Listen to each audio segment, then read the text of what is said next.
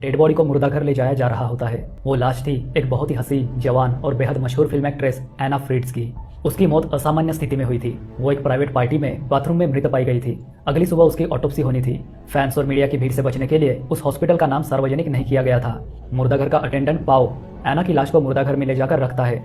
उत्सुकतावश वो कफन हटाकर एना की खूबसूरती को अपने मोबाइल कैमरा में कैद करते हुए उसकी एक फोटो खींच लेता है। उस फोटो को वो अपने दो दोस्त इवान और हावी को फॉरवर्ड कर देता है। कुछ समय बाद करीब रात 11 बजे इवान और हावी पाओ के हॉस्पिटल पहुंच जाते हैं। वे लोग हॉस्पिटल रिसेप्शनिस्ट से अपने आने की खबर पाओ को पहुंचवाते हैं। पाओ वहां आता है और उन्हें देखकर सरप्राइज हो जाता है। वे लोग वहीं हॉस्पिटल के डंपिंग एरिया में ड्रग्स और शराब का सेवन करते हैं।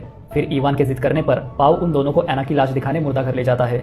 इवान एना जैसी मशहूर फिल्म स्टार को पास से देखना चाहता था, भले ही वो मर चुकी थी। मुर्दा घर में पहुंचकर पाओ कहता है कि डरने की कोई बात नहीं, अगर कोई आएगा तो उसके कलीग्स उसे मैसेज भेजकर सचेत कर देंगे। फिर पाओ उन्हें एना फ्रिट्ज की लाश के पास ले जाता है। वो एना के चेहरे से कफन हटाता है। इवान और हावी एना की खूबसूरती देखते रह जाते हैं। फिर इवान कफन को और नीचे सरका देता है, जिससे एना के शरीर का ऊपरी भाग दिखने लगता है। हावी को इवान की यह हरकत पसंद नहीं आती है। इसके बाद इवान एना के ऊपरी भाग को अपने हाथों से पकड़कर महसूस करता है। फिर वो हावी को भी छूने के लिए बोलता है। हावी थोड़ा हिचकिचाते हुए अपना हाथ धीरे से एना की छाती पर रख देता है। फिर पाओ एना की लाश को फिर से कफन से ढक देता है। फिर वे लोग वहीं मुर्दा घर में ड्रग्स का एक एक डोज और लेते हैं। उसके बाद इवान एना के खूबसूरत शरीर की बनावट को अपनी आंखों में भरते हुए उसकी लाश के ऊपर से पूरा कफन उतार फेंकता है। इवान हावी और पाओ से पूछता है कि क्यों न वे तीनों एना के साथ शारीरिक संबंध बनाए। हावी मना करते हुए इवान को भी ऐसा न करने की हिदायत देता है। फिर इवान समझाता है कि वो तो एना के साथ जरूर करेगा। हावी उसे समझाने की कोशिश करता है, लेकिन वो नहीं मानता।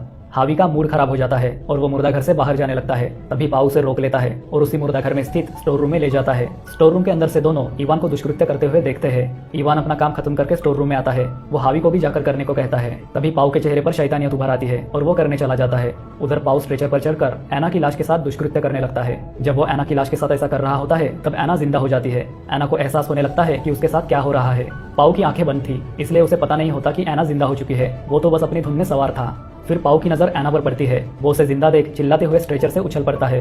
तीनों एना को जिंदा देख घबरा जाते हैं। फिर हावी एना को ढांढस बंधाते हुए पानी पिलाता है। इवान एना से पूछता है कि क्या उसे याद है कि वो कैसे जाग गई।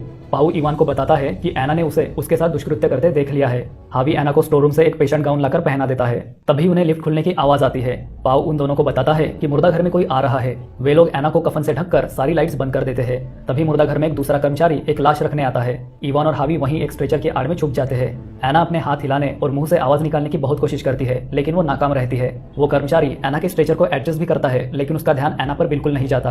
उस कर्मचारी के कान में ईयरफोन्स लगे हुए थे, जिसमें तेज आवाज में गाना चल रहा था। एना अपना कफन नीचे कर देती है, लेकिन तब तक वो कर्मचारी पलट चुका था। फाइनली वो कर्मचारी मुर्दा घर की लाइट्स बंद करके निकल जाता है। उस कर्मचारी के जाते ही इवान और हावी एना के पास आते हैं। पाओ भी स्टोर रूम से निकलकर लाइट्स चालू करता है। फिर इवान हावी से जरूरी बात करने उसे स्टोर रूम में चलने को कहता है। एना हावी को बताती है कि वो उसे छोड़कर न जाए। हावी एना से कहता है कि वो बस अभी आया। फिर वो इवान के साथ स्टोर रूम में चला जाता है। पाओ भी उनके पीछे अंदर चला जाता है। इवान कहता है कि एना सब समझ चुकी है और वो पक्का सबको बता देगी। आगे इवान कहता है कि सब समझ रहे हैं कि एना मर चुकी है, तो क्यों न वाकई में एना को जान से मार दे, किसी को कुछ भी पता नहीं चलेगा। हावी इस बात के लिए बिल्कुल भी तैयार नहीं होता है। फिर वो दंदनाता हुआ स्टोर रूम से बाहर चला जाता है। हावी एना के स्ट्रेचर को धकेलकर मुर्दा घर से बाहर ले जाने लगता है। ये देख इवान हावी को रोकने की कोशिश करता है। गुस्से में हावी एना के सामने ही इवान पर चिल्ला पड़ता है, तुम मुझे इसे मारने बोल रहे हो, खोलो दरवाजा। ये सुनकर एना की आंखें फटी की फटी रह जाती है। एना के सामने राज खुलता देख इवान सख्ते में आ जाता है और कहता है कि अब यहाँ से कोई भी बाहर नहीं जाएगा। एना इवान से बाहर जाने के लिए गिड़गिड़ाने लगती है। हावी उसे आश्वासन देता है कि वो उसे वहां से बाहर लेकर जाएगा। हावी दरवाजा खोलने की कोशिश करता है, लेकिन दरवाजा लॉक था। फिर पाओ उन्हें बताता है कि चाबी तो उससे बाहर ही छूट गई है। ये सुन हावी दरवाजा पीटने लगता है। इवान उसे रोकने की कोशिश करता है, तो गुस्से में हावी उसके मुंह पर एक जोरदार घुसा जड़ देता है। बदले में इवान उसे जमीन पर पटक कर तब तक बेतहाशा घुसे मारता गया जब तक कि पाओ ने उसे खींचकर अलग नहीं कर दिया। इवान के इस हमले से हावी बेसुध हो चुका था। तभी उनकी नजर हावी के सिर से बहते खून पर पड़ती है। उन्हें लगता है कि कहीं हावी मर तो नहीं गया। पाओ उसकी सांस चेक करता है तो पाता है कि वो जिंदा है, लेकिन उसका खून बहुत तेजी से बह रहा होता है। इवान को अपने किए पर पछतावा होने लगता है। वो हावी से माफी मांगता है। पाओ स्टोर रूम से कपड़ा लाकर हावी की चोट पर लगा देता है। वो इवान को बताता है कि उन्हें जल्द से जल्द हावी को डॉक्टर के पास ले जाना होगा। वो दोनों हावी को स्टोर रूम में ले जाकर दीवार के सहारे टिकाकर बैठा देते हैं। फिर पाओ एना को भी स्टोर रूम में ले आता है। पाओ और इवान हावी को ऊपर हॉस्पिटल के गेट पर चुपके से छोड़कर आने का प्लान बनाते हैं, ताकि उसे वहां से कोई न कोई हॉस्पिटल के अंदर ले ही लेगा और उसकी जान बच जाएगी। इवान हावी को अपना मुंह बंद रखने की सख्त हिदायत देता है। पाओ और इवान मुर्दा घर के फर्श से हावी के खून के निशान मिटा देते हैं। फिर पाओ अपने कलीग को मैसेज करता है कि वो गलती से मुर्दा घर में लॉक हो गया है। इस बीच स्टोर रूम के अंदर हावी एना से कहता है कि वो बाहर से उसके लिए मदद जरूर लाएगा। उसके बाद पाओ का कलीग मुर्दा घर में आता है। इवान एना का मुंह हाथ से दबा देता है ताकि वो मदद के लिए चिल्ला न सके। जाते जाते उसका कलीग एना की लाश को देखने की इच्छा जाहिर करता है, लेकिन पाओ लेट होने का बहाना बनाकर अपने कलीग के साथ मुर्दा घर से चला जाता है। इस बीच हावी बहुत ज्यादा खून बहने से मर जाता है। कुछ मिनटों बाद पाओ मुर्दा घर में फिर से प्रवेश करता है। स्टोर रूम में हावी को मरा देख वो रोने लगता है। फिर वो इवान से कहता है कि अब उन दोनों को उम्र कैद से कोई नहीं बचा सकता। इवान पाओ से कहता है कि वो हावी की लाश को कचरे के कंटेनर में डालकर बाहर फेंक देंगे। तभी एना उन दोनों से कहती है कि उसे जाने दे, वो किसी को कुछ भी नहीं बताएगी। जब इवान और पाओ स्टोर रूम से बाहर बातें कर रहे थे तब मौके का फायदा उठाकर एना हावी के फोन से अपने पिता को कॉल लगा देती है। तभी वे दोनों स्टोर रूम में वापस लौट आते हैं और एना के हाथ से फोन छीन लेते हैं, लेकिन तब तक देर हो चुकी थी। एना ऑलरेडी अपने पिता को कॉल लगा चुकी थी। एना बताती है कि उसके पिताजी अब मदद लेकर वहां पहुंचने ही वाले हैं, लेकिन उसने अपने पिता को सिर्फ यही बताया है कि वो जाग गई है और इससे ज्यादा कुछ भी नहीं। इवान पाओ से कहता है कि एना ने हावी के फोन से कॉल किया है, इसलिए अब कुछ नहीं हो सकता है, वो दोनों बर्बाद हो चुके हैं, गेम ओवर। फिर वे दोनों एना को ऊपर डॉक्टर के पास ले जा रहे थे। तभी इवान की जेब में रखा हावी का फोन बज उठता है। जैसे ही वो फोन पिक करता है एना चिल्लाने को होती है, लेकिन तभी पाओ एना का मुंह दबा देता है। दरअसल ये एना के पिता का कॉल बैक था, क्योंकि जब एना ने उन्हें कॉल किया था तब वो कॉल रिसीव नहीं कर पाए थे। इसके बाद इवान रॉन्ग नंबर का बहाना बनाकर फोन काट देता है। जैसे ही इवान और पाओ को पता चलता है कि एना की उसके पिता से बात नहीं हो पाई थी, वे तुरंत ही एना को दोबारा मुर्दा कर ले जाते हैं। एना बहुत चिल्लाती है। इवान एना को मारता है। इवान पाओ से कहता है कि वो ट्रैश कंटेनर लेने ऊपर जा रहा है, तब तक वो एना को बांध कर रखे। इवान के जाने के बाद पाओ एना के हाथ पैर बांधने लगता है। एना पाओ को बताती है कि जब वो अपने कलीग के साथ मुर्दा घर से बाहर गया था उस दौरान इवान ने खुद ही अपने हाथों से हावी की गला घुटकर हत्या कर दी थी और ये सब उसकी आंखों के सामने हुआ था। वो कभी भी हावी को हॉस्पिटल नहीं ले जाने वाला था। पाओ को ये सब सुनकर बहुत झटका लगता है। फिर वो उससे कहती है कि हावी की हत्या का इल्जाम भी वो पाओ के ही माथे मरने वाला है, लेकिन पाओ एना के मुंह पर पट्टी लगा देता है। इधर इवान कंटेनर्स लेने जैसे ही डंपिंग एरिया में पहुंचता है, दो नर्स वहां आ जाती है और बातें करने लगती है। इवान उनसे बचकर वहीं छुप जाता है। मुर्दा घर के स्टोर रूम में जब पाओ रोते हुए हावी के खून के निशान मिटा रहा होता है तब एना आजाद होकर खुद को स्ट्रेचर से नीचे गिरा लेती है, क्योंकि उसके पैर काम नहीं कर रहे थे।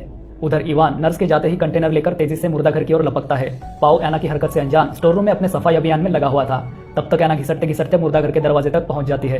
इवान लिफ्ट से नीचे मुर्दा घर की तरफ आ रहा होता है। उधर एना कीड़े की तरह रेंगते हुए मुर्दा घर से बाहर निकल जाती है। उधर इवान मुर्दा घर पहुंचकर एना को गायब पाता है। फिर दोनों अलग अलग दिशा में जाकर एना को ढूंढने निकल जाते हैं। एना घिसटते हुए जाकर जनरेटर रूम में छुप जाती है।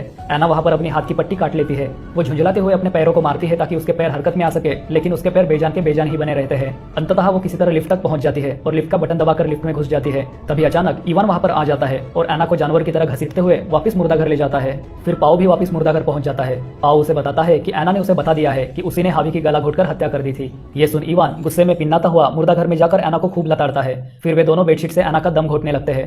एना सांस के लिए छटपटाने लगती है और अंततः वो दम तोड़ देती है। फिर वे हावी की लाश को ट्रैश कंटेनर में डाल देते हैं। इवान पाओ को एना की लाश साफ करके सारे सबूत मिटाने को कहकर खुद हावी की लाश ठिकाने लगाने चला जाता है। उसके जाने के बाद पाओ एना की लाश को अच्छे से साफ कर उसे वापस पहले की तरह ढक देता है।